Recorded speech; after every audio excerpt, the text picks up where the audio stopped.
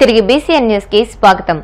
శ్రీకాకుళం జిల్లాను అన్ని రంగాల్లోనూ ముందుకు తీసుకువెళ్లాలనే ఉద్దేశంతో సీఎం చంద్రబాబు పనిచేస్తున్నారని కేంద్ర మంత్రి రామ్మోహన్ నాయుడు పేర్కొన్నారు. సోంపేట మండలం బారువ సముద్ర తీరంలో బీచ్ ఫెస్టివల్లో స్థానిక ఎమ్మెల్యే బెందాలం అశోక్ తో కలిసి ఆయన పాల్గొన్నారు. ఈ సందర్భంగా ఆలివ్ రిడ్లే తాబేళ్ల పిల్లను సముద్రంలోకి విడిచిపెట్టారు. పర్యావరణ పరిరక్షణకు స్ఫూర్తినిచ్చేలా అధికారులు అన్ని ఏర్పాట్లు చేశారని అన్నారు. అనంతరం వాలీబాల్ పోటీలను రామ్మోహన్ నాయుడు ప్రారంభించారు.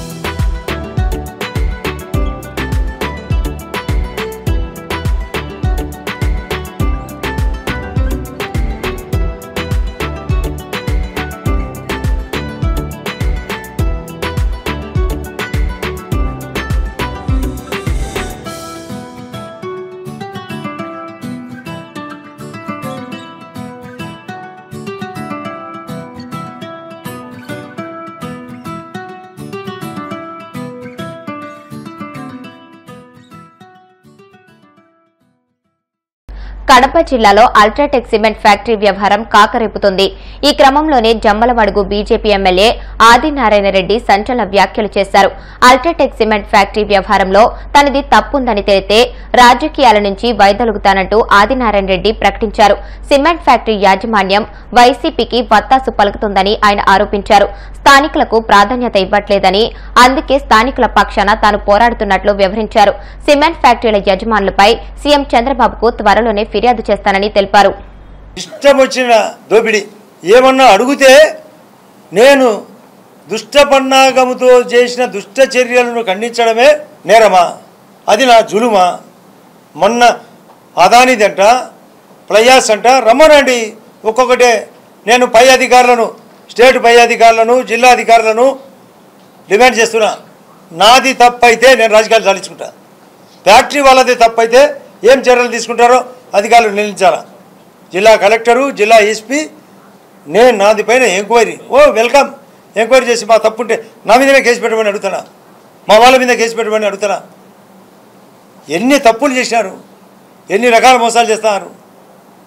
తప్పులు ఎన్నువారు తమ తప్పులు ఎరగరు అన్నట్టు వీళ్ళు ప్లాంట్లో ఉండే హెడ్స్ ఇక్కడ వాళ్ళు మాది ఏనో మద్రాసు అంటారు, మళ్ళీ మేము అల్ట్రాటెక్ అంటారు.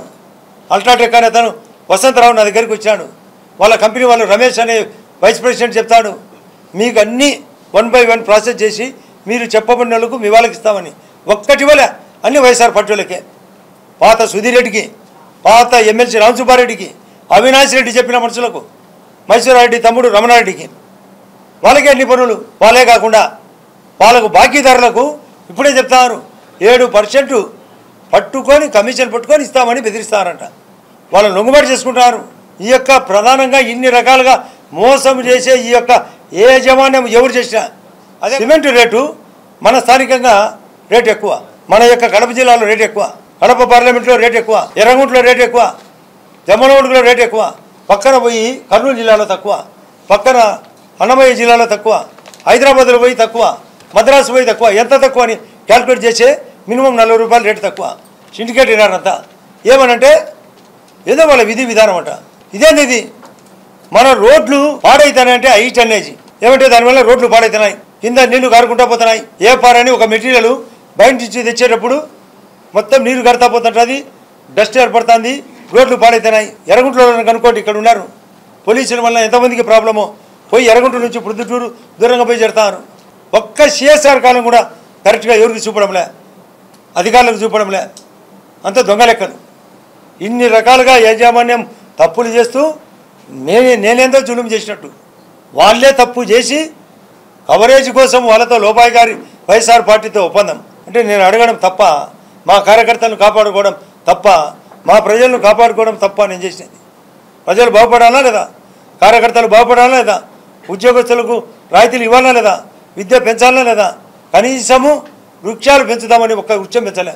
అంటే చెట్లు పెంచే కార్యక్రమం కూడా చేయరు, హెల్త్ పెంచే కార్యక్రమం చేయరు, క్యాంటీన్ కూడా ఇవ్వరు, లాస్ట్కు అందులో ఉండే క్యాంటీన్ కూడా ఇవ్వరు, ఒక హాస్పిటల్ సౌకర్యం కూడా లేదు, విద్య లేదు, హాస్పిటల్ లేదు, సిఎస్ఆర్ లేదు, చెట్లు పెంచేది లేదు, లేబర్ సప్లై లేదు, ప్యాకింగ్ లేదు, లోడింగ్ లేదు, అన్లోడింగ్ లేదు, లాటరైట్ సప్లై లేదు, బొగ్గు సప్లై లేదు, ఫ్లైఆర్ సప్లై లేదు, ఎంప్లాయ్మెంట్ను కూడా మీరే కదా ఎంప్లాయ్మెంట్ వాళ్ళని కూడా తీసేసింది.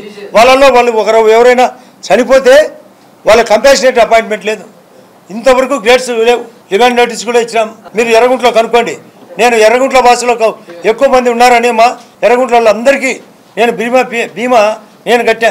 ఏఎస్ఐ క్లినిక్ కూడా వచ్చింది. 3 కాలేజీలు పెట్టా నేను వచ్చిన తర్వాత. చెట్లు నాటించిన మా ట్రస్ట్ నుంచి 29 ఐటాలు, ఒక దిక్కు ఫిల్టర్ వాటర్ పెట్టా, ఒకవైపు కుట్టు మిషన్లు పెట్టా, ఒకవైపు గ్యాస్ కనెక్షన్ ఇచ్చిన. ఇన్ని రకాలు చేసినా లేదో మీరు ఏ రకమైన మీరు విలేకరులు కూడా మీ స్థానిక విలేకరులతో ఎంక్వైరీ చేయొచ్చు. వీళ్ళు వచ్చినాక ఇప్పుడు మారింది అల్ట్రాటెక్ అని. ఎప్పుడో 6 నెలల్లో 8 నెలల కిందటో అమ్మినారు. మళ్ళీ పొల్యూషన్ మీటింగ్ జరగాల. వాళ్ళ మీటింగ్ అంత సులభంగా జరుగుతుందా? ఇన్ని తప్పులు చేసి మా వాళ్ళు తిరగబడరా? ఈ వ్యవస్థ తిరగబడదా? ఎవడు వాడు ఎచ్చటి వాడని కొందరు ఎక్కడి నుంచో వచ్చి వెనకాల కథ నడుపుతారు. వాళ్లకు కథ నడిపే పప్పులేముడు కావు. బ్రిటిష్ వాళ్ళను పారదొలినట్టు వాళ్ళను కూడా పారదొలుతాం. ఎవరు ఇక్కడ ఎన్నాళ్ళు ఈ లోపల పని, ఈ లోపాయి గారి పని? మేము తీవ్రంగా ఖండిస్తానా? తీవ్రంగా ఖండించడమే నాది అధికార జులుమా. ఏది ఇవ్వరు, ఏమంటే జులం రాస్తే భయపడతారని. ఈ భయం నేను ఎన్నో ఒడిదుడుకులు ఎదుర్కొని వచ్చిన. వీళ్ళ తాటాకు చెప్పులకు ఈడెవరు భయపడేది? నేను తప్పు చేసింటే భయపడుతుంది. తిరుపతి జిల్లా గూడూరు పట్టణంలోని డిఎన్ఆర్ కమ్యూనిటీ హాల్లో జైన్ సంఘం ఆధ్వర్యంలో ఉచిత కంటి వైద్య శిబిరం నిర్వహించారు. పట్టణ చుట్టుపక్కల గ్రామాల నుండి అధిక సంఖ్యలో ప్రజలు కంటి పరీక్షలకు హాజరయ్యారు. ఈ సందర్భంగా జైన్ సంఘం అధ్యక్షులు అశోక్ మాట్లాడుతూ సంఘం తరపున ప్రతి సంవత్సరం ఐ క్యాంపులు నిర్వహిస్తున్నామని, ఉచితంగా ఆపరేషన్లు చేస్తున్నామని తెలిపారు. ఈ కార్యక్రమంలో ధర్మీచంద్, అశోక్ కుమార్, అభిషేక్ కుమార్, సతీష్, రమేష్, అరుణ్, సుభాష్, నితీష్ తదితరులు పాల్గొన్నారు.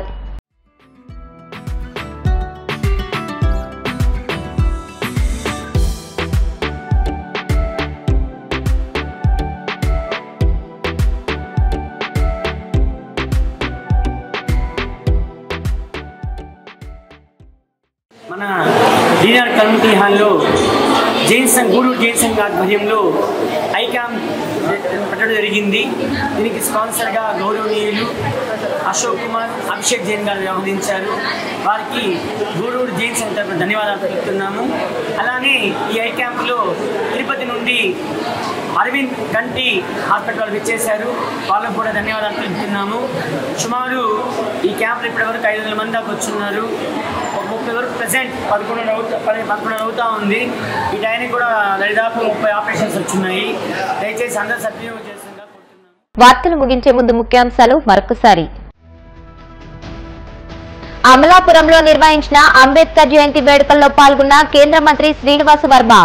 అంబేద్కర్ ఆశయ సాధనకు ప్రతి ఒక్కరూ కృషి చేయాలని పిలుపు.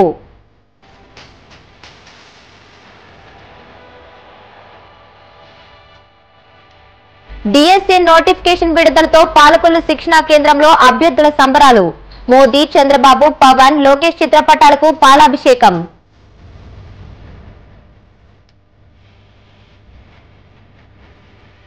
గుజరాత్ లో రెండో రోజు మంత్రి నారాయణ బృందం పర్యటన.